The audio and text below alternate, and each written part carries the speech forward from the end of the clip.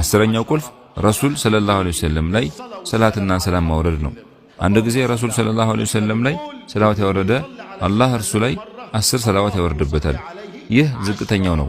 የረሳነው የሰላዋት ጥቅም ደግሞ ረሱል ሰለላሁ ዐለይሂ ወሰለም ሰላዋት ላወረደባቸው ሰው ሰላዋት እንደሚያወርዱና ምላሽ እንደሚሰጡ ነው። ረሱል በሐዲስ እንደዚህ ይላሉ፣ አላህ ቀብሬ ላይ አንድ መልአክ መድቧል።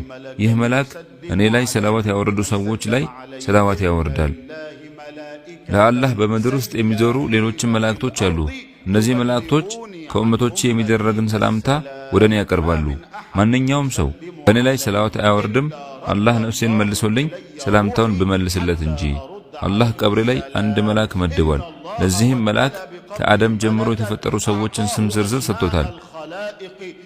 እኔ ላይ ማንም ሰው ሰላዋት አያወርድም፣ ይህ መልአክ እገሌ የእገሌ ልጅ አንተ ላይ ሰላምታን አውርዷል ብሎ የነገረኝ ቢሆን እንጂ።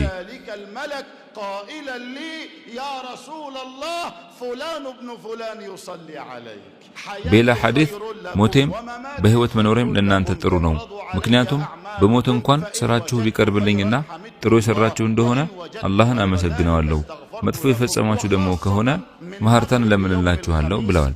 ለየት ባለመልኩ ከሐሙስ ቀን የአስር ሰላት ወቅት ጀምሮ እስከ ጁምዓ ቀን የአስር ሰላት ወቅት እስከሚገባበት ሰዓት ድረስ የአላህ ረሕመት ይንቧቧል።